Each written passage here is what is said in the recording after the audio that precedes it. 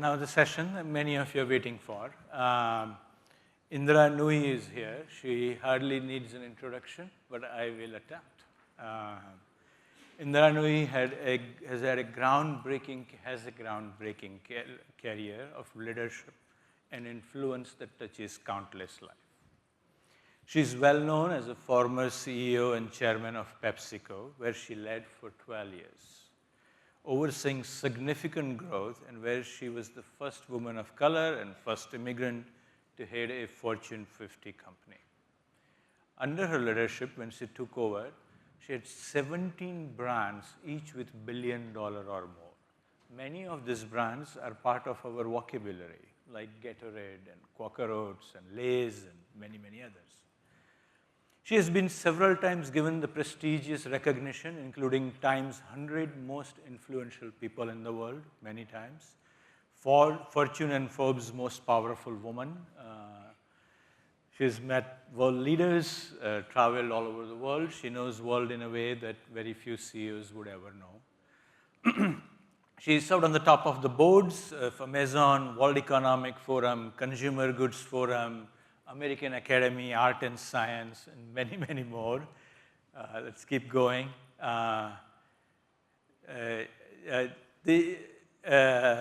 She has many prestigious degrees that has been awarded to her, and this introduction could go on for 10 minutes.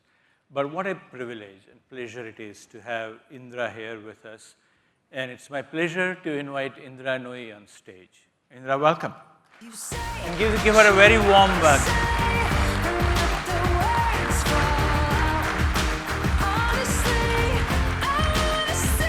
Thank you. Thank you for joining us. Thank you for having me. I have prepared. Questions? I thought we're going to talk about leadership, AI, and a few other topics, but maybe how about we start by, many people know who you are, but they may not know how you became that, the journey through that. Maybe a couple of values and experiences that prepared you for who you became. All right. So summarize my first 6 chapters of my book in 2 minutes. Absolutely. I'm the unlikely CEO. I mean, there was no chance that my background, my upbringing would have made me a CEO because nobody in my family was in business. And so I came here as an immigrant in 1978. I grew up in a family that believed women and men should have the same opportunity, and we were not held back because of our gender. I majored in chemistry, physics, and mathematics. It was a group, and came to the US in 1978, went to the Yale School of Management, got a master's in public and private management, and then spent 6.5 years at the Boston Consulting Group until a dreadful car accident cut short my consulting days. And I was hired by Motorola to join them in corporate strategy. So I worked in Motorola for 4 years, loved that industry, and with the person that hired me to Motorola, went to work with ASEA Brown Boveri. So from electronics to power generation, power transformation, industrial automation, drives, PLCs, that kind of stuff. And in 1994, PepsiCo hired me out of ASEA Brown Boveri to come and work at PepsiCo. I still remember talking to the CEO of PepsiCo, a very quiet man. I was being recruited by GE and by PepsiCo. Jack Welch wanted me to come and run a business for him, and PepsiCo wanted me to run corporate strategy. And the CEO of PepsiCo called me and said, Indra, I sit on the board of GE. They just told us at the board meeting that you've accepted their offer. Yeah. But you told me you're going to make a decision tomorrow. Yeah. So I'm going to take you at your word and assume that you haven't made a decision. GE is a great company, but I want to tell you, my need in PepsiCo is greater than theirs. There is nobody like you in our company, and I promise to develop you myself. Yeah. So I joined PepsiCo for the person, not the institution. I started as head of corporate strategy. In 99, I became CFO of the company. In 2000, I became president and CFO and member of the board of directors. And I just worked. I just worked on transformation, on divestitures, acquisitions, putting a new IT system into the company, you name it. The toughest jobs, just give it to Indra, she'll do it. And in 2006, they told me I was going to be CEO. I never asked to be CEO. I was told, informed. In 2007, I became chairman and CEO. The only decision I made on my own was retiring in 2018. Gladly. I was exhausted. And I think somebody once told me that a CEO steps down because the board throws them out for lack of performance. The CEO is exhausted. Or there's so much succession waiting to be CEO, you want to get out so that they can become CEOs. I had two of the three. I was exhausted, and I had a lot of successor. So I retired, and I've had a wonderful life afterwards. All that I tell you is my life was not a normal CEO life. In the sense of the journey to becoming a CEO, I was not part of the boys' club. I never went to any drinking party, barbecue party, nothing. I just went to work, went home because I had kids to take care of. And my entire life was punctuated by taking on the most difficult assignments, delivering on them, and not involving myself in the politics of the company or, to be honest, the social aspects of the company either. Just worked. Thank you for that. Boring, isn't it? But that's what it was. Yes. Boring is good. That's what runs business. I'm not sure that's the only way you can get ahead these days. But in those days, it worked. Yes. I want to touch upon one of the largest transformation you undertook, and I can't imagine any other transformation of that size and scale.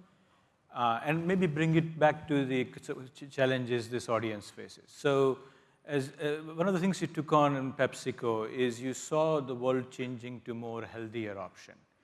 And to change 17 brands, so the sizable brands, towards less fat, less sugar, less salt, globally, can't even imagine what that is like.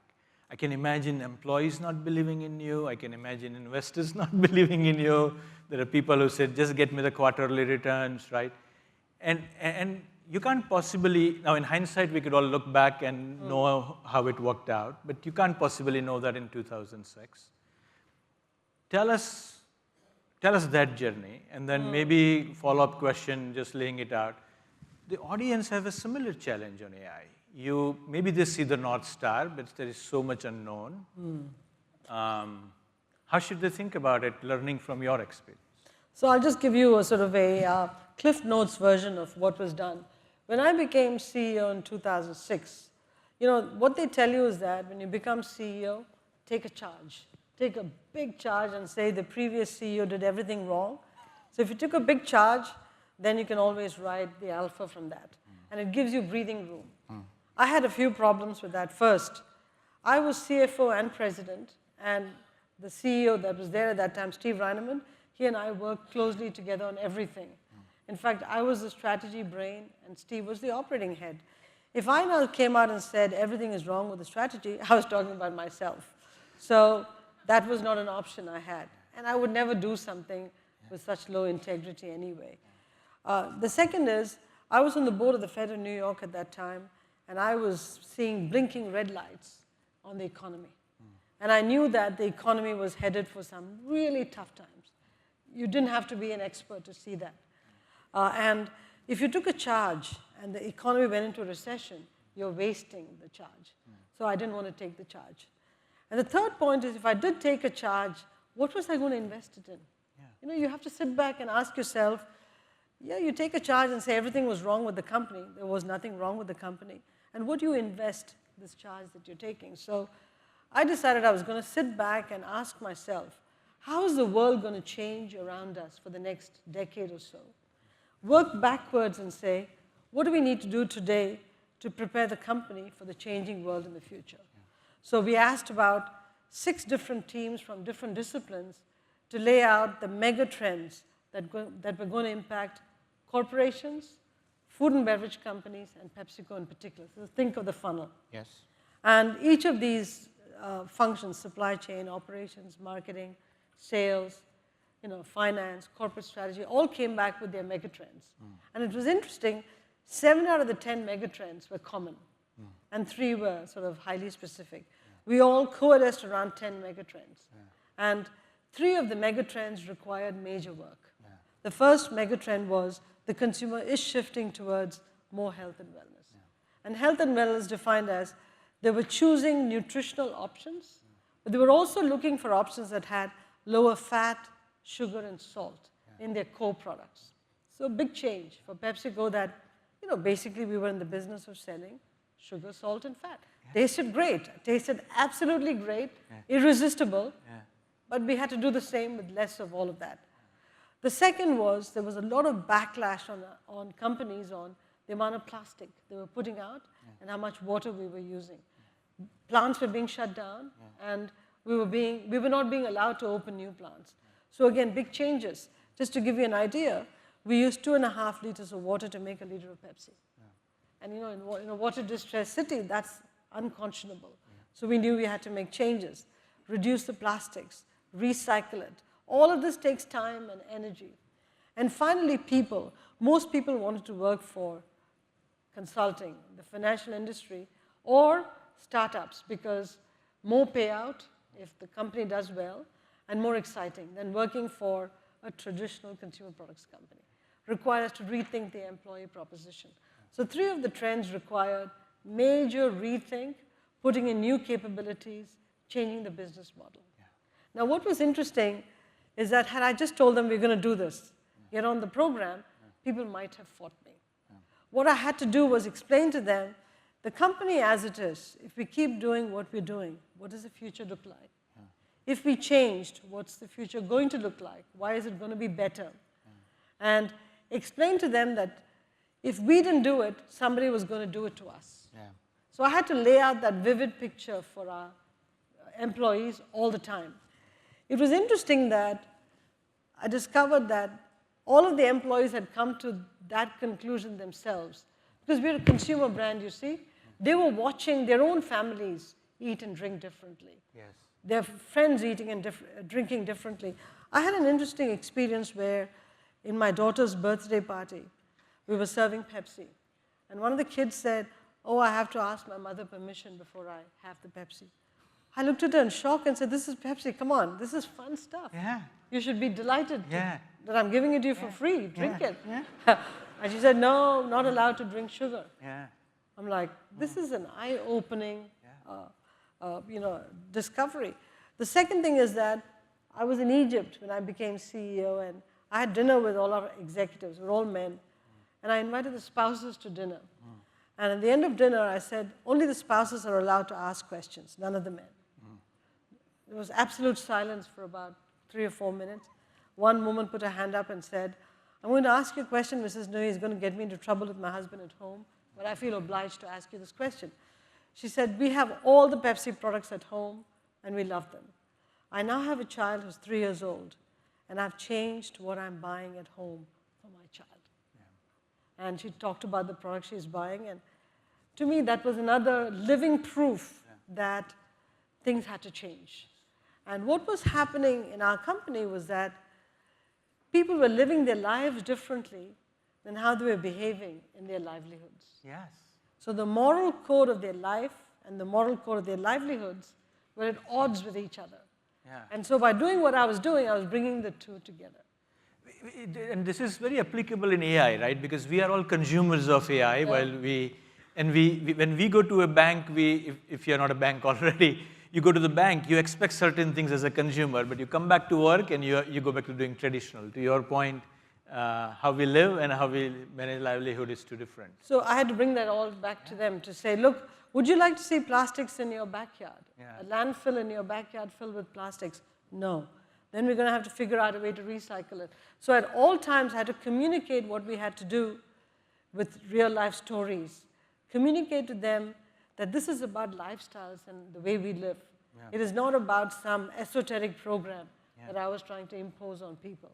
Now, I will tell you, people were afraid because they said, all of this requires time and investments. Are you going to give us the breathing room to deliver these changes? The answer is yes. So we did make the investments in capabilities, R&D, reformulating products. Investors said to me, are you Mother Teresa? Why do you have to change the product line? Yeah. We Americans love our soda and chips. I said, I love the soda and chips too. Yeah. I'm just going to take down the sugar little by little in my sodas. Yeah. And I'm going to give you a chip with lower salt, it still tastes great, Yeah. and fried in sunflower oil, which is a heart-healthy oil. Yeah. Is that okay? They couldn't say a heart-healthy oil was not okay, right? So we had all these conversations, but the first 6 years of my leadership, I thought every day I was going to lose my job because investors were absolutely devastating to me. Yeah. The reason I held on to my job is because my board believed that this is the right way to move ahead. And they said, don't change a damn thing, just do what you laid out to do. And we're going to judge you on performance and purpose. Because the overall direction was performance with purpose. So we're going to judge you on performance and purpose. PWP. PWP. And so we kept executing on that. After 6 years, investors said, oh my God, she was so prescient. How did you think about this earlier? Listen, the writing was on the wall. You knew it. I knew it. Yeah. I acted on it. Yeah. And you just fought me. Yeah. Okay? And after about 10 years in the CEO chair, I always say that there isn't an award or an honorary degree that I have not received. Yeah. They put my portrait in the portrait gallery in Washington because of performance with purpose. Yes. But if you'd asked me from 2006 to about 2012, I was struggling to hold on to my job. So transformations are not easy. Transformations, when you don't have a burning platform, is even harder. But you have to persist. Think about people doing similar on AI. To your point, everybody knows it, but there are challenges along the way. Give them a framework, do these 3 things, something. So I was thinking about it when coming here and said, if I was running a company today, and not a tech company, one of the problems with all of you, and I don't mean all of you, many of you, you tech guys talk to tech guys in language that only tech guys understand, and assume all of us understand it, okay? And we don't, all right? And I speak as somebody who's worked in the tech industry. So I was making some notes for myself saying, if I was running a normal company today, which is almost most of the companies with jobs, and you guys in the tech world can't just keep selling to other tech companies because there's no business. You need to sell to normal people to survive. So what I'm going to share with you is the steps that I would take as a CEO if I was still running PepsiCo today. And look at PepsiCo as an example of what other normal companies, large or small, I would suggest should be doing to implement AI, okay? Let's hear it. So first, the first thing I would do has 2 parts. Part 1, the senior management team has to go off for a boot camp and be taught about AI.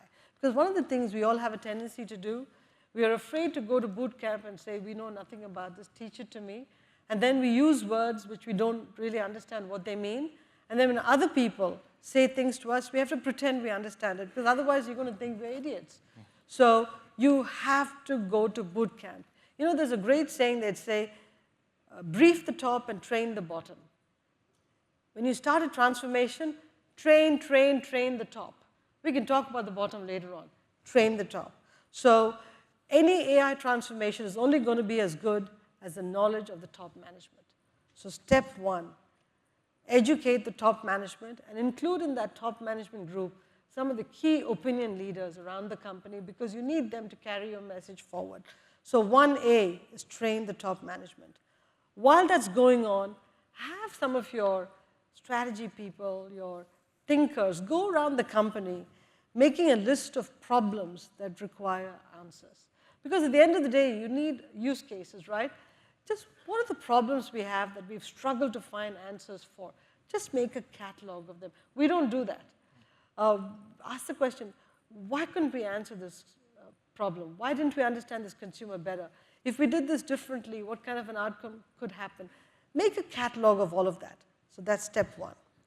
Step 2, develop AI use cases where you can actually solve problems. So you've now made a catalog of all the problems, and you've understood AI. Develop a set of use cases where AI can actually benefit the company. But while you're doing that, don't just say we're going to implement AI for the sake of AI. We're going to solve the problems. We're going to become a better company and constantly tell people that AI is going to be a team member. It's not going to replace you. Because one of the things that I'm hearing constantly is, I don't know what the hell AI is going to do, but it's going to take away my job. Yes. Some of it is true, but I use the different versions of chat all the time. Oh my God, I get a lot of crap too. I'm sorry. Yes. You have a lot more work to do. Is that good or bad? I don't know. Yes. But for us to think that AI is going to replace people, I think it's too early. Yes. I think that intuition and that human intervention from people who really know the business is critically important.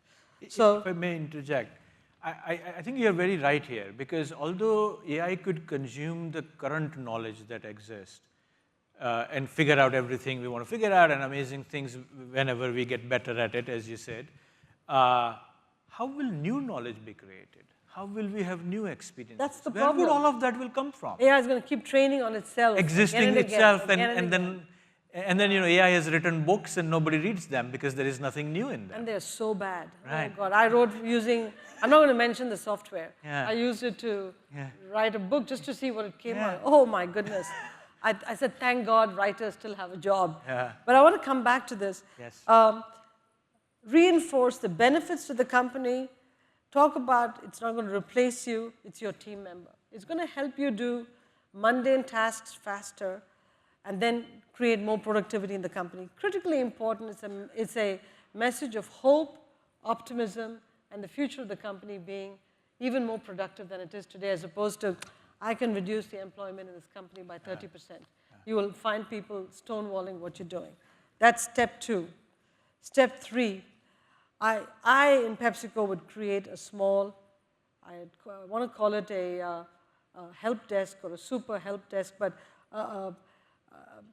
sort of an intelligent group which has technical experts, opinion leaders, and some domain experts, so that people can call these people all the time for help. Yeah. I would make sure that group is available every time to people implementing AI projects.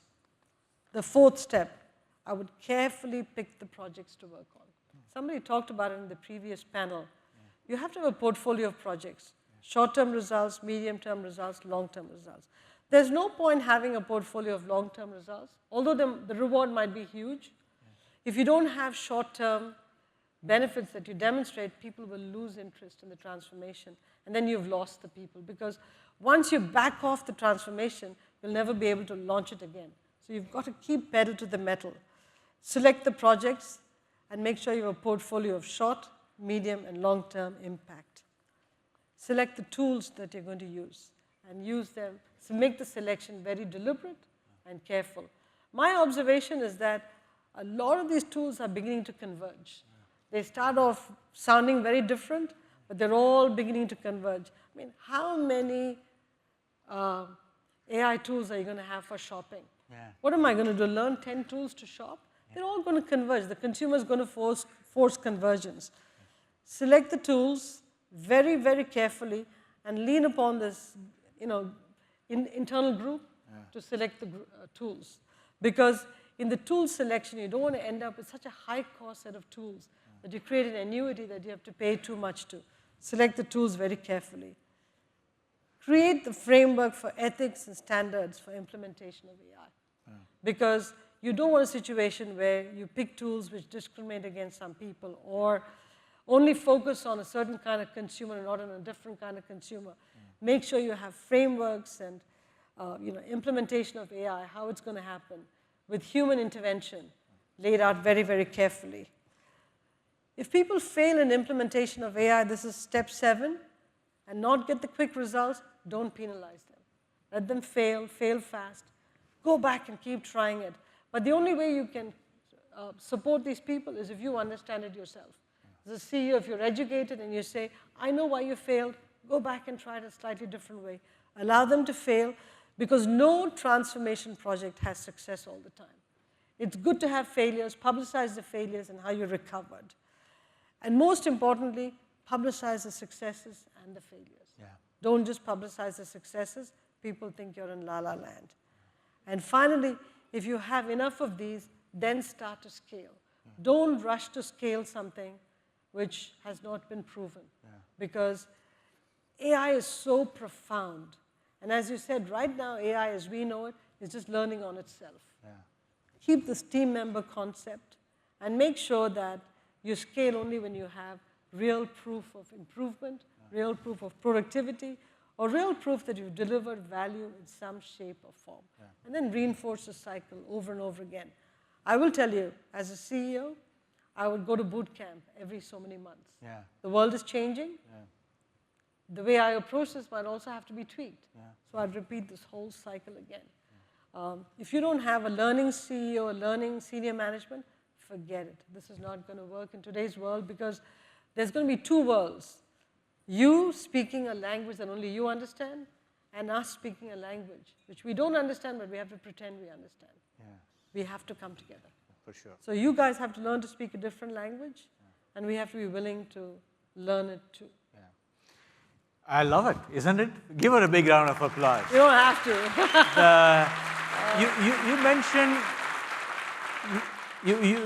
You mentioned scale only after you have understood it. But in real world, I've read your book, top to bottom.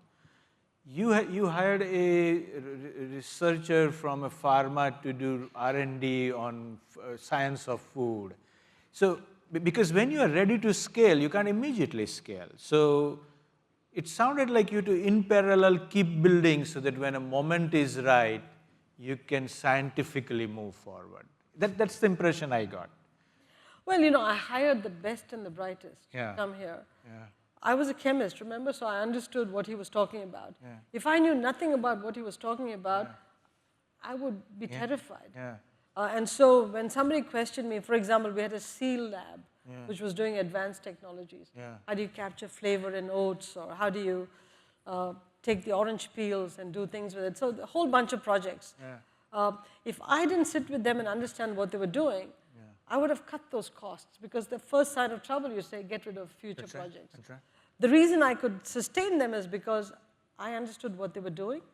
And when somebody questioned, why are we investing all this money in new disciplines, a new science, new platforms, I'd explain to them, let me explain to you in chicky-ducky terms, as I say, very simple terms, what Mehmood and the team are doing and why it's critically important to the future of PepsiCo.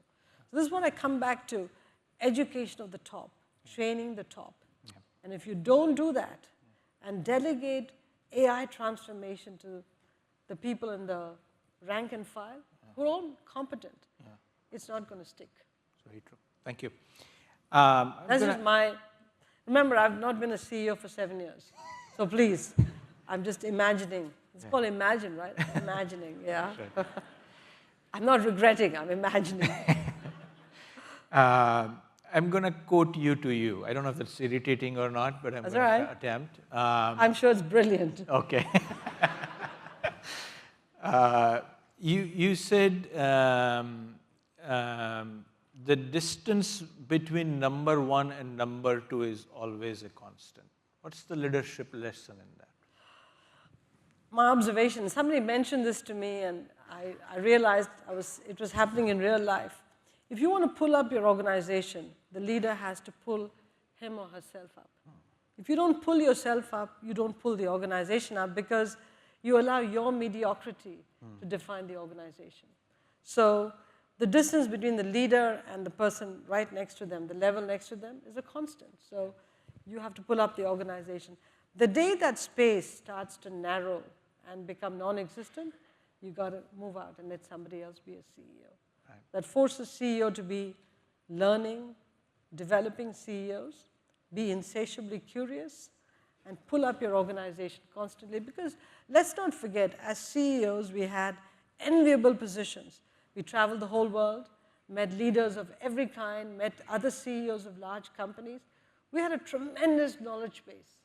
If we can't use all of that to improve the organization and lift all the people who work for us, what are we in the business of? That's right. That's correct. So that's why I think this distance is a critical, moniker to think about. I got a message that we are out of time, but let me ask an audience. Are we willing to trade 5-10 more minutes of the lunch for this conversation? Yes? All right. Okay. 5 minutes, all right? Are you okay with it? I'm fine. I'm not hungry. That's let's right. trade lunch, a little bit of less lunch time. It's just fascinating. In current times, very few CEOs know the world in a way only you and very few other people would ever know. But in current times, where are the opportunities? Do you bet on certain countries, certain industries, certain technologies? Where do you make your bets? You know, it's interesting. My belief is that from disruptions of every kind comes enormous opportunities. I was in Europe last week at an advisory board meeting for a very large bank in Europe. And I was in Germany. I was in London for a German bank.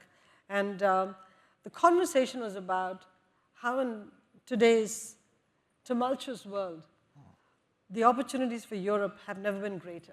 That's right. Because Europe is coming together and saying, what is our future as Europe? How should we invest? How should we control our destiny ourselves, which they've never talked about in the past?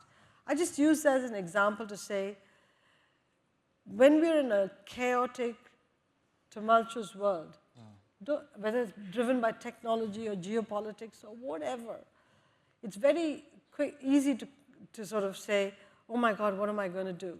I have to lead my company in such tough times. I think you should sit back and say, oh my God, in disruptive times, our opportunities multiply many, many fold. There are opportunities in technology and what it's going to do for businesses. We just talked about AI. There's opportunities with Europe growing, with Asia still, you know, having the population advantage.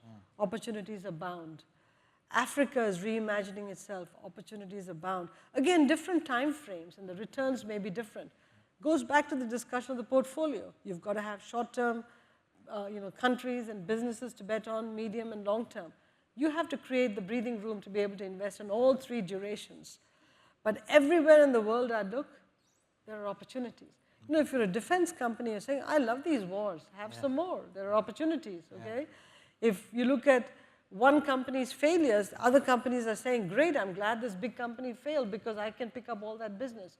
So you've got to look at each of these as growth opportunities, disruption opportunities, and develop optimism. It's not easy, but you've got to develop optimism. If you don't do that, your company is going to go into a spiral and say, oh my God, what am I going to do, and wring their hands. Don't do that. That's the role of the CEO. You've got to be the duck on the top, calm, swimming across while your feet are like furiously swimming underneath. That's your role. Okay. I'm going to suggest something that you and my wife both said, don't do it. Then why are you doing it? That's okay, go for it. I have a little bit of streak there. You said, go ask a male CEO about work-life balance.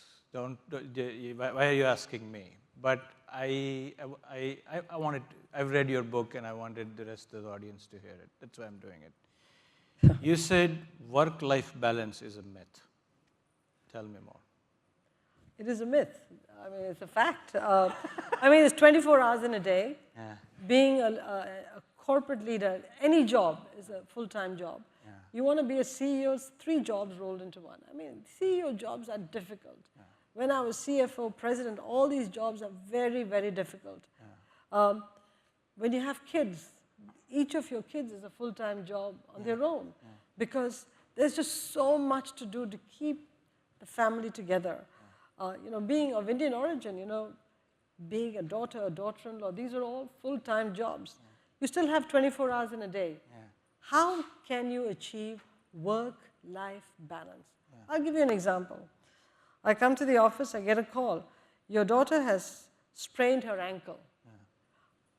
What am I supposed to do? I've made my checklist for the day. I have a schedule. I know I have to get all this done at PepsiCo. Am I going to say, sorry, in work-life balance, my list does not have my daughter's ankle sprain on it? Can I say that? I can't. So I say, okay, throw out this list, I'm going to go to the school. Yeah. There is nothing called work-life balance. Yeah. What you have is so many hours in the day, and you juggle all the priorities. Yeah. Priorities that change constantly, and you have to just juggle them. I think women are better at juggling I than agree men with are. that fully. No, but that's a convenient excuse. Hang Okay, on a okay. second. I haven't finished. It's a convenient excuse because what you would like to do is say, you know what? Women are great at juggling. Let them juggle and carry all the heavy burdens. And us guys will say, we're not good at juggling. Did you speak But with we my can. wife earlier? No, I'm just stating a No, fact. no, this Oh, sounds please. like you are, okay. Sorry. We can juggle golf, going out to the bar and drinking, and the job, but anything that comes to family, it's female. Yeah. Family is everybody. Yeah. So all that I say to you is, it's very hard. And that's why people are not having kids. Because if you want to keep a job, have economic freedom, the power of the purse, and have a job, and get married and have kids, how do you make it all happen? In today's world where social media does dreadful things to kids. So I just think that we're at a time now that we have to provide support structures to families if we want to have kids. And by Jove, we should. Yeah. I mean, I love my kids, they're my life. But work-life balance, oh God, no. Work-life juggling, yeah. There's no software that can help. No AI can help. Yeah. You need real intelligence, real empathy, real emotion. Yes. Missing in AI. Right. I'll answer the question you asked to me, that why am I doing it? Because I knew you will tell off me and everybody else in this audience to get our act together. I'm not telling you off. I'm just telling a fact. Come on. Yes, that's true. Give her a big round of applause. Thank you so much. Thank you.